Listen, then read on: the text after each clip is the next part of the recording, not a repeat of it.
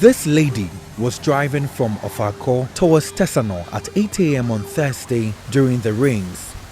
Visibility had been impacted as the rains intensified. Vehicles had to move at a very slower pace in order not to break down their engines. The rains had taken over portions of the road, thereby moving drivers onto a single lane.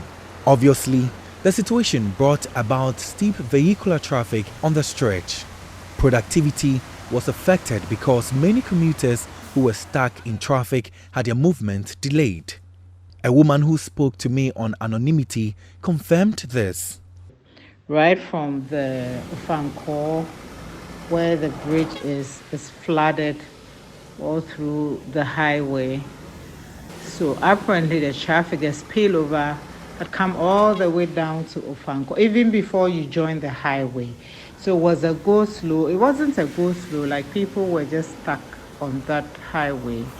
And the traffic started from way back under the new bridge that has been constructed, the overhead, the fourth-tier interchange. So I couldn't even, go to do a U-turn to come back home. So I had to use the top, like I was going to Kwabenya. It was also totally blocked.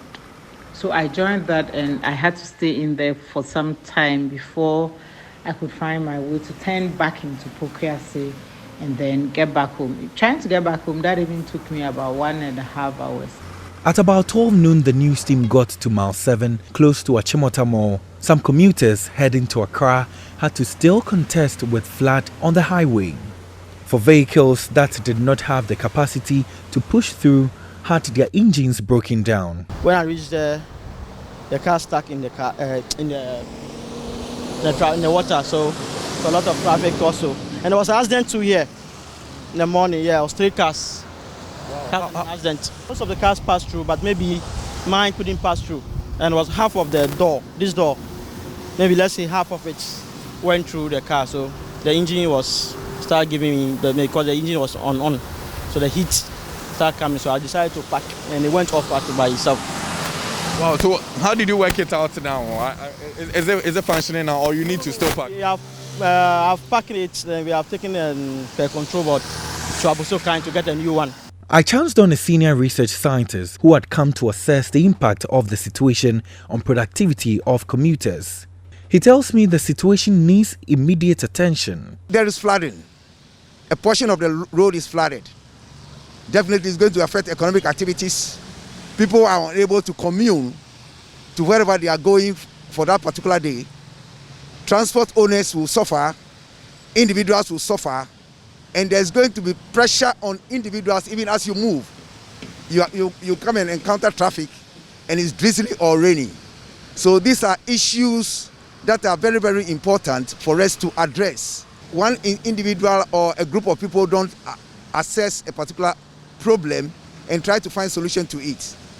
If you are talking about the engineers, they have to involve the surveyors, they have to look at the terrain of the place before even the road is constructed. If these things are not taken into consideration, you see the project executed, ended, and then you see challenges emanating from it.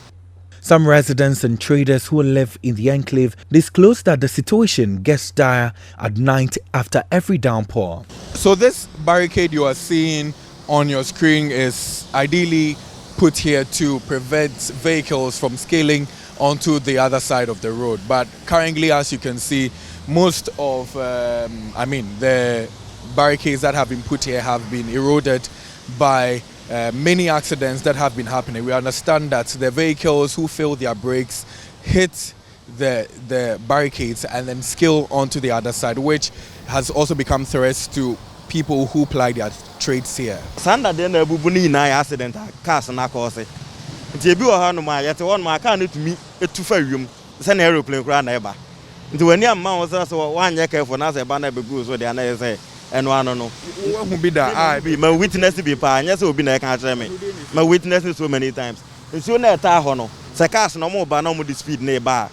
Em say omu hu se nsuo na eta na se emu ndo emu hu se emu ndo. The speed now the baba no ba na be boom na de na to no etumi call left and right yes na say nyame ampata e yi ne so na de na ba be si kwan nche na say car na ba bofom. Meanwhile, The Greater Accra director at the Ghana Highway Authority believes the situation has to do with the lack of regulation for new settlements around highways in the country. The Achimoto Ofankor Road, when it was constructed, there were few buildings. So the drains were designed based on the hydrology of the area, and you have the capacity that should be achieved when it rains. So you only expect a flood when you have a return period of, say, maybe of 100 years or so. But now that people have put out buildings, we have had a lot of urbanization. Urbanization leads to excess runoff water on the surface rather than going into the ground, and that is another cause of flooding, because the water, instead of going down into the soil, is now running on the surface and has nowhere to go. He also called for a behavioral change on the part of individuals who live in and around the environs to allow for free flow of water through the drains. Residents indirectly deposit rubbish into the drains. Others, when they drink from plastic bottles and then from pure water, they throw them away.